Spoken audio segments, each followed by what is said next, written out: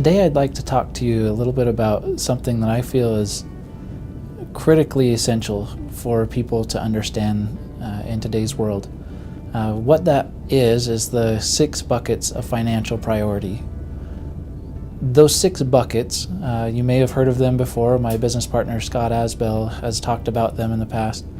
And I want to go in a little bit of depth with you on the topic of 6 buckets. So if you imagine with these 6 buckets of financial priority that you have one spigot of wherever you're going to place the focus of your financial resources, and you're going to focus them only on one bucket at a time. And from one bucket, as soon as that bucket is full, it's going to cascade over into the second bucket, which is your second priority, and so on all the way down in order till you get to the 6th bucket.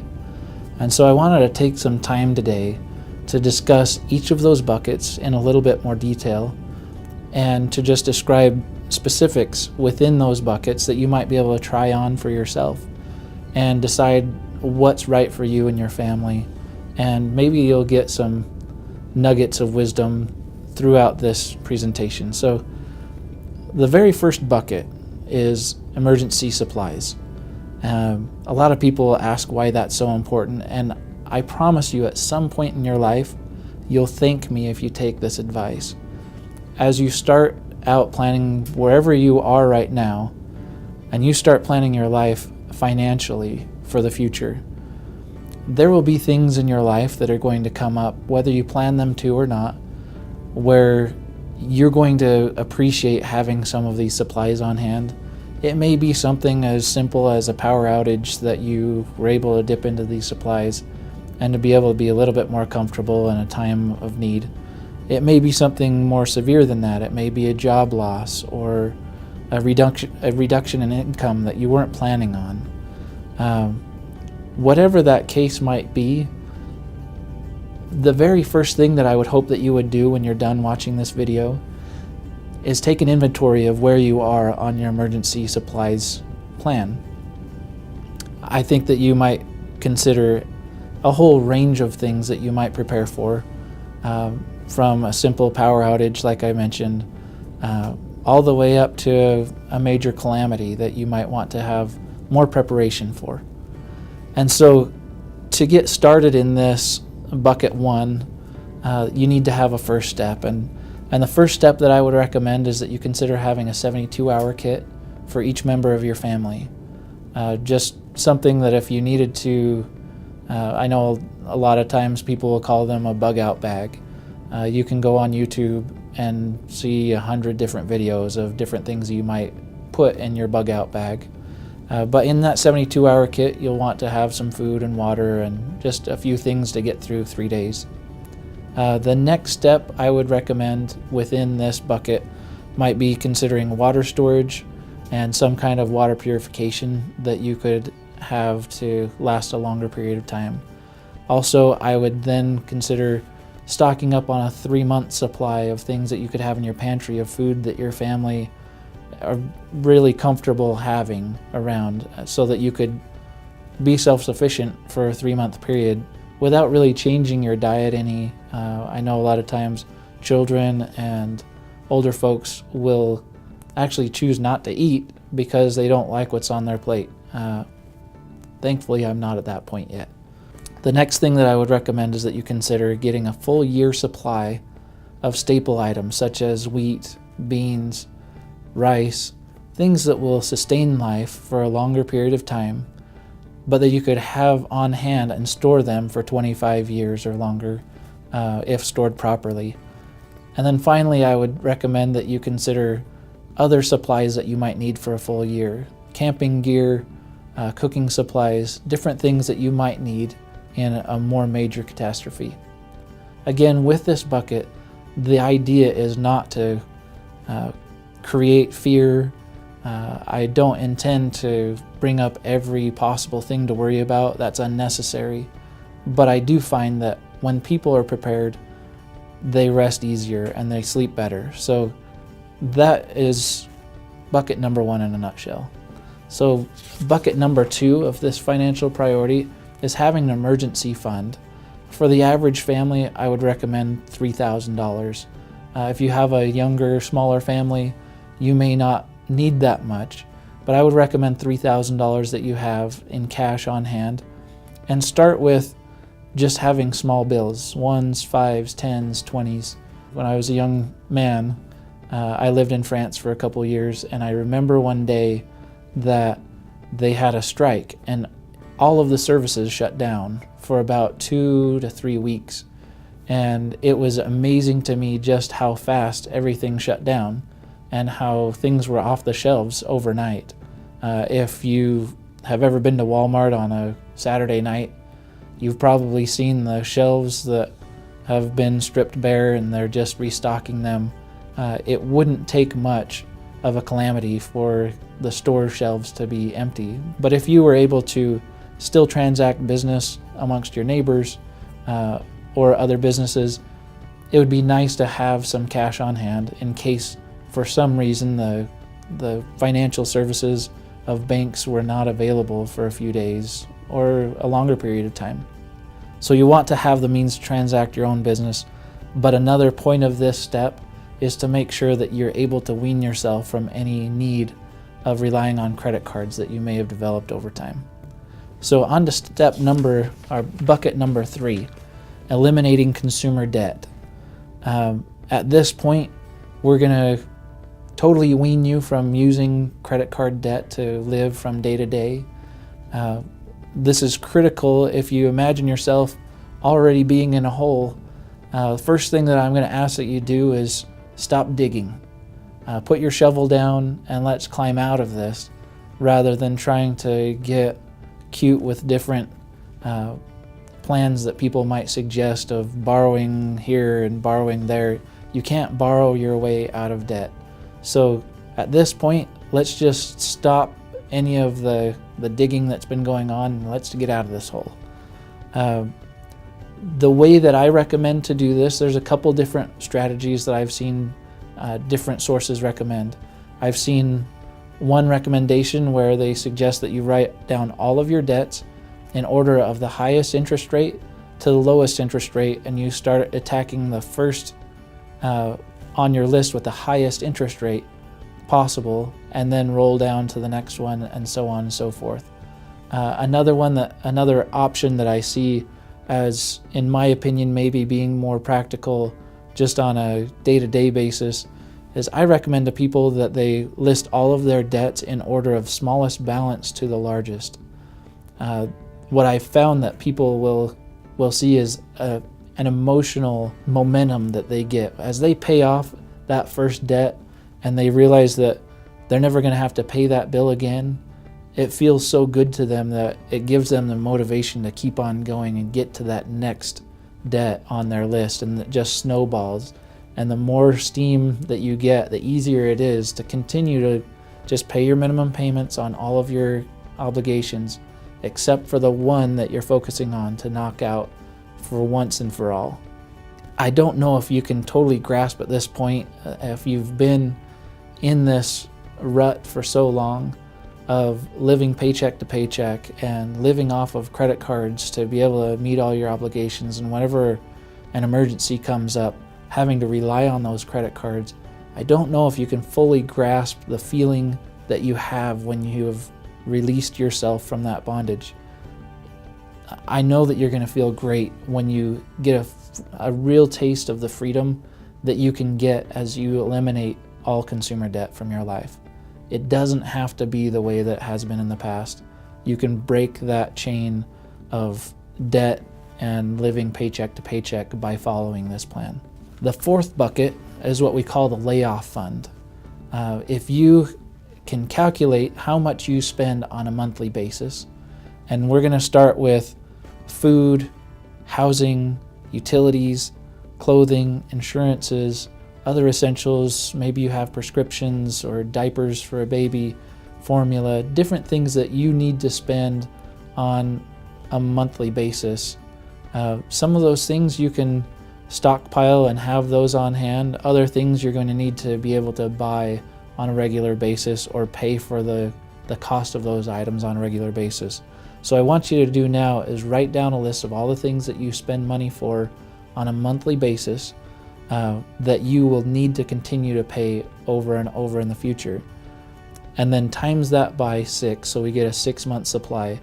And when you come up with that number, whatever that number might be, say that 6 months is $20,000, that's going to be our target in this step of the game. With that $20,000, what we want you to consider is what are some of the areas that you could place that money that will keep up with inflation. The goal is not to get rich in this stage of the game.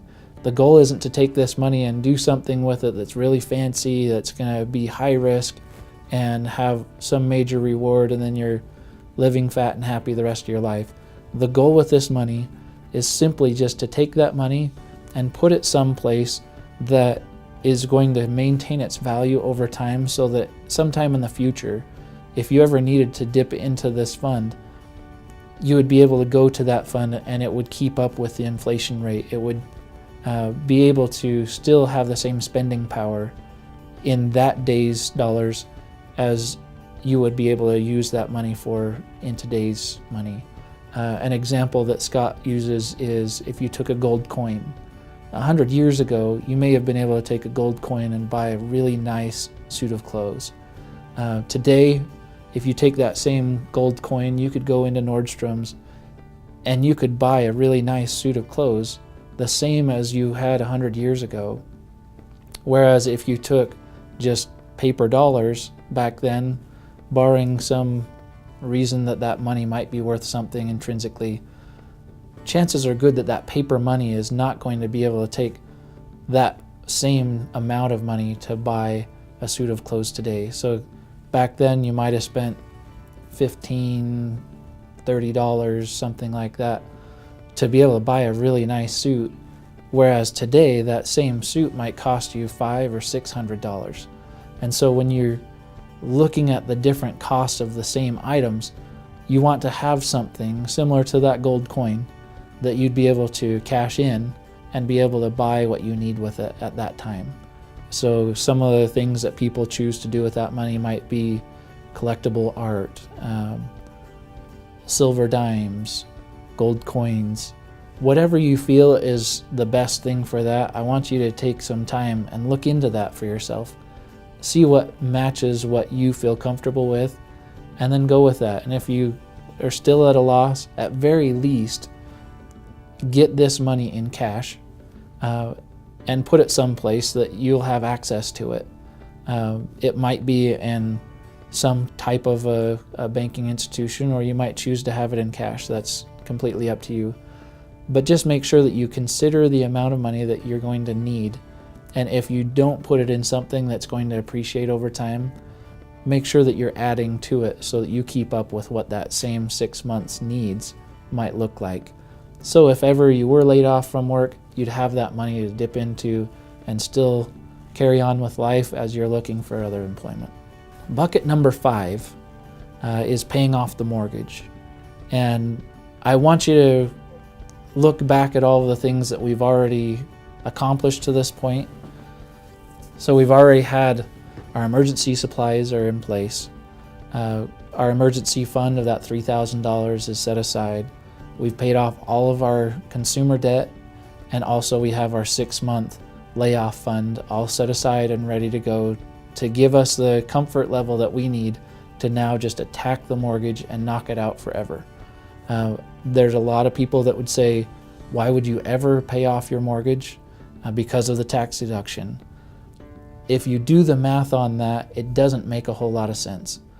Basically what you're doing is you're paying on a debt and you're paying interest for a long period of time for the sake of not having a tax, or not having to pay as much in taxes. And in the short run, that's great and that's a benefit. But in the long run, if I had the choice of having a mortgage payment or not having a mortgage payment, it's not very hard for me to tell you that I would choose to not have a mortgage payment. And as someone that helps people by trade to get into a mortgage for a home, which is a necessity of life, I also feel the same obligation to help you to figure out how to get out of that obligation as well over time.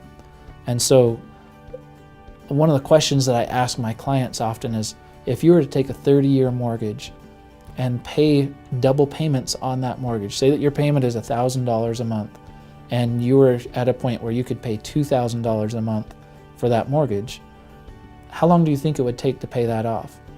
Most people do the math and say, I think that it would probably take 15 years. Well, that's not actually true. Because of the way that compounding interest works, by paying extra payments, you're going to shave off years off of that mortgage. And by paying double payments, you're going to pay it off closer to 7 years. So imagine getting to this point. You've just gone through these previous 4 buckets, and now you're at the point where you don't have as many obligations as you started with, and you can make double payments on your mortgage and knock it out in 7 years. That would be a great feeling, to own your house outright and only have to pay taxes and insurance on the property at that point. Our last step is the investment bucket, bucket number 6. In my mind, investment money is money that you can stand to lose. A lot of times people will hear of different things that people are doing around them that seem to be making tons of money. Although it's alluring to do that and to fall into that same mentality of, I'm going to put in a little money here and get a lot out. With this investment bucket, you've earned the right to lose money if you want to, but your family's not going to suffer for potentially falling into a gambler's mentality. And I'm not saying that all investors are gamblers, and I can already hear the criticism that I'll get from some of the financial gurus that I know. But still, at this point, you've already set yourself up to be able to be successful so that you could handle a setback if you needed to, as you're learning your investment strategy that works for you. My advice would be that you invest only in things that you understand. If that means that you need to study up on different investment opportunities, do that before you put your money at risk. I would also recommend that you only put your money at risk or invest it with people that know what they're doing. If you imagine investing in certain things that your uncle just saw on an infomercial and he thinks is going to be the greatest thing since sliced bread, that would be an unwise investment. Rather, take that money and invest it with people that have already made money investing the way that you intend to, and you'll have much better success in that way. But realize that success comes from experience, and experience comes from failure. So the goal here is make sure that you minimize your failures. You want to learn from those failures, invest in small amounts in different things. And as you have failures and learn from those failures, as you learn quickly, you'll be able to move towards success quickly. That really concludes the discussion today on the 6 buckets of financial priorities. And I just want to thank you for the time that you've given to me today. I really appreciate the respect and trust that you've given to me by sharing with me your time. And I hope that this has been beneficial. If you have any questions about any of these items, please let me know. I'd love to have a discussion with you on any of the details that I've discussed, and I'm sure you may have some great ideas that might help me as I teach people more about these concepts, and I welcome that feedback. So if you could, please give me a call and let me know what other things you would have me recommend to my clients. But I really feel strongly that this is a great way for somebody to take a very nebulous idea of financial priorities. There's so many different places that you could put your money, but if you can just focus that intention in on one thing at a time, you'll find a lot more peace and a lot more success, and that's what I hope for you. I hope you had a good experience listening to this, and I hope you have a great day. Thanks.